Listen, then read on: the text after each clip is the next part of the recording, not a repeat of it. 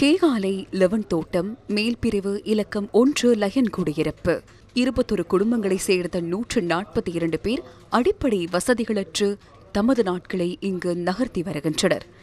காலனித்துவ காலத்தில் நிர்மாணிக்கப்பட்ட இந்த லயன் குடியிருப்புகளின் சுவர்கள் முதன்முறையாக 1998ஆம் ஆண்டில் இடிந்து விழ ஆரம்பித்த போது அவை திருத்தியமைக்கப்பட்டன. இதனையடுத்து மழைக்காலங்களின் போது தற்காலிகமாக இந்த மக்கள் வேறு இடங்களுக்கு மாற்றப்பட்டு கூடாரங்களில் தங்க வைக்கப்படுவதும் மீண்டும் இந்த லயன்களுக்கு வருகை தருவதும் வாடிக்கையாகவே காணப்பட்டது. இந்த நிலையில் 2021இல் மேற்கொள்ளப்பட்ட ஆய்வுகளின்படி இங்கு மண்சரிவு அபாயம் உள்ளமையினால் இங்கிருப்பது ஆபத்தானது என அறிவிக்கப்பட்டது.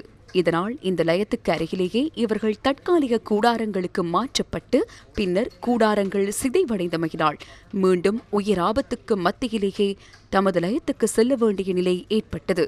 இந்த லயத்தில் இருந்துக்கிட்டு தான் சம்பாரிச்சு கொடுக்குறோம் நாட்டு. அப்போ எங்களுக்கு பொருளாதாரமும் இல்லை, வீடும் இல்லை, தண்ணியும் இல்லை, ஒரு மலை ஜல கூடங்களும் இல்லை, ஒன்றுமே இல்லாமல் தான் நாங்கள் வாழ்ந்துக்கிட்டு வரோம். எங்கள் பிள்ளைங்க எப்படி வாழும்? 201 வருஷம் இப்போ நாங்கள் இப்படி வாழ்கிறோம். இதுக்கு பிறகு எப்படி வாழ்கிறதுன்னு சொல்லுங்கள். இன்னும் 200 வருஷம் போனாலும் இந்த பிரச்சனைக்கு ஒரு முடிவு வருமா?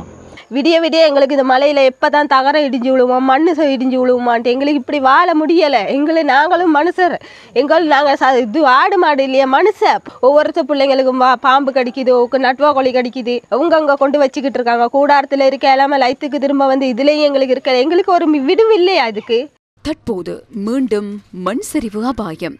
இதனால் தமது உயிரை பாதுகாத்துக் கொள்ள தாமாகவே முன்வந்து கடும் பிரயத்தனங்களுக்கு மத்தியில் தற்காலிக கூடாரங்களை அமைக்க இவர்கள் ஆரம்பித்துள்ளனர். காலத்துக்கு காலம் அரசியல்வாதிகளும் அரசு அதிகாரிகளும் வருகை தந்து வெறும் வாக்குறுதிகளை மாத்திரம் வழங்கிச் செல்வதாக இந்த மக்கள் தெரிவிக்கின்றனர். தமக்கு ஒரு விடிவு அவசியம் என்பதே இந்த பகுதி மக்களின் கோரிக்கையாகும்.